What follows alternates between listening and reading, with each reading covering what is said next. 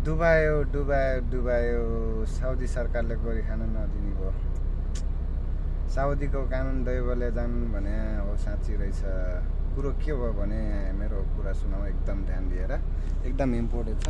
म हिजो आउँदाखेरि मलाई एउटा फाइन लाग्यो। के को फाइन भन्दाखेरि ओभरट्याकको भनेर हाने, तर वास्तविक कुरो के छ भने सुनौ है। 3000 को फाइन 25% डिस्काउन्ट गरेर 2250 को फाइन हानेछ। कुरा के भयो भने हिजो म जुबेलदेखि जेद्दा आउने क्रममा रियाद क्रस गरेर हालबाङ सिटी आइपुग्न लाग्थ्यो। हालबाङ सिटी पुग्नुभन्दा पहिले डाँडातिर मैले ओभरट्याक गरेँ, नगरे होइन, तर मैले एकदम हेरेर, हामीलाई पनि थाहा त ओभरट्याक गरेको 1000 देखि 3000 फाइन हान्छ भनेर, त्यही भएर एकदमै सोच विचार गरेर ओभरट्याक हानिन्छ। तर मेरो कुरा के भयो भने त्यहाँनिर म ओभरट्याक गरेर आउनु त आएको थिएँ मेरो, तर जब म ओभरट्याक 4-5वटा गाडीलाई ओभरट्याक गरेर अगाडि आएँ, त्यहाँ पुरै बाटो खाली थियो, एकदम सुनसान थियो। त्यही भएर मैले 86 मा गाडी लक गरेर हिँडिरहेको थिएँ। अनि एउटा फ्लाइओभर कुब्रीबाट अब हाइवेमा आउने बाटोमा एउटा मामा बसिराख्नु भएको थियो। अनि म सर आएँ, सोलो पनि गरेन, सराएर आएँ। अनि मामा आउनुभयो, लाइट दिनुभयो, साइड लगाएर रोकेँ। अनि गाडी धेरै स्पिड भयो भन्यो। अनि ओभरट्याक गरेर आएछस् भन्यो। मैले भने नाइ ओभरट्याक गरेँ होइन। उसले भने ओभरट्याक गरेछस्, मैले देखेको छु, अनसुप भन्छ है। मैले भनेको नाइ गरेँ होइन। अनि गाडीबाट झरेर आयो। अनि टायर चेक गर्यो, टायर धेरै टाट्या भन्छ। हरार ज्यादा तैँले ओभरट्याक गरेरै आएछस्, तेरो टायर एकदम टाट्या। अरे बाबा, यस्तो गर्मी ठाउँमा, त्यही माथि म रियाददेखि नन हिँडिरहेको छु। हलबाङ आइपुग्न कमसेकम 400-300 कति किलोमिटर छ।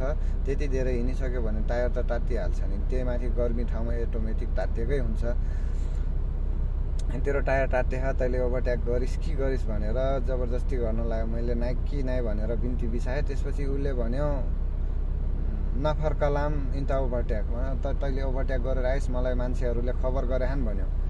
अब मैले नाइ कि नाइ बिन्ती बिसाउँदा फेरि पछि गएर के भन्यो भने उसले अनसुप क्यामेरा भनेर, मैले क्यामेरामा हेरेछु भन्न लाग्यो। अब सुन्नुहोस् है, अब उसले जबरजस्ती तैँले ओभरट्याक गरिस् कि गरिस् भन्न लाग्छ। अब खासमा कुरो के थियो भने उसले पैसा खान खोजेको रहेछ है।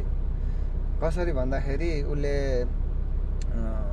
ओभरट्याकको फाइन हान्छु भनेर मेरो डकुमेन्ट्स, अब लाइसेन्स, इकामा, गाडीको स्टिमर सबै लिएर गाडीमा गयो। अनि पछि मलाई बोलायो, खलासी साइडको ढोका खोल्यो, अनि झ्याल तल झार्यो। अनि मलाई बोलायो, म गएँ। अनि के तँलाई थाहा ओभरट्याक कम मुखाल्फा तलाता अल्फ भनेर उसले भन्न लाग्यो। 3000 को फाइन आउँछ तँलाई थाहा। अनि मैले भने मलाई थाहा छ, मालुम माफी ओभरट्याक भनेर। मैले अब मलाई थाहा नि त ओभरट्याकको यत्रो मुखाल्फा आउँछ, त्यही भएर मैले ओभरट्याक हान्दैन भनेर भने। अब आफूलाई अरबी धेरै आउने के भन्ने, अब अलिअलि बुझिरहेको छु, अलिअलि फर्काउन खोजिरहेको छु। अब इङ्ग्लिस भन्दा इङ्ग्लिस त्यसले फिटिक्कै नबुझ्ने। अब जे होस् टुटाफुटा अरबी इङ्ग्लिस मिसाउँदै बोल्न खोजेको छु। अनि मैले विचार गरिसकेको थिएँ यसले पैसा खान खोज्यो, किनभने साथीहरूले पहिले भनेको थिए यस्तो यस्तो भयो भने यसरी पैसा खानु रहेछ भनेर। एउटा साथीले 50 रुपियाँ, अनि एउटा साथीले चाहिँ 150 रियाल दिएको थाहा छ मलाई।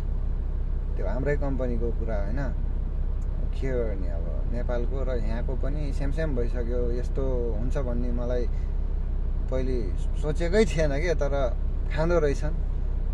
अस्ति साथीको त्यस्तो हुँदाखेरि चाल पाएको, अब पैसै खान खोजिरह भन्ने थाहा पाएँ। अनि मैले पैसा दिन खोजेँ, 300 रुपियाँ सर्लक्क निकालेर त्यसलाई दिन खोजेँ। अनि उसले मेरो वालेट हेर्न माग्यो, पैसा त्यतिले नपुग्ने भएर होला। अनि वालेट हेर्न माग्यो। अनि मैले वालेटै देखाएँ 400 अनि कति चान्चुन थियो। अनि मैले भनेको 100 रियाल म खानालाई राख्छु, 300 राख भनेर। अनि उसले मानेन के, मानेन। उसले सायद एटिएम कार्डमा पैसा छ कि नै भनेर सोध्यो। क्या हो, अब म एक्ज्याक्टली त्यही भने हो भने त थाहा भएन, अरबी खासै आउँदैन, एटिएमलाई के भन्दो रहेछन्। तर त्यही बोले जस्तै लाग्यो। अनि मैले एटिएममा नि पैसा छैन, भर्खरै घर पठाएको भने। अनि उसले मानेन। अनि त्यो फाइन निकालेर देखाइरहेछ के, तेरो नाम हो ये हो, गाडी नम्बर देखाएँ। अनि ओके गराम भनेर भनिरह के, फाइन मोबाइलमा टाइपिङ पुरै गरिसक्यो। अनि ओके गराम भनेर मलाई पो सोधिरह। फाइन हान्ने मान्छे भए त त्यो सर्लक्कै फाइन दिएर मलाई लखेटिहाल्थ्यो। अब पैसा खान खोजिरह के, बुझ्नु पऱ्यो नि त।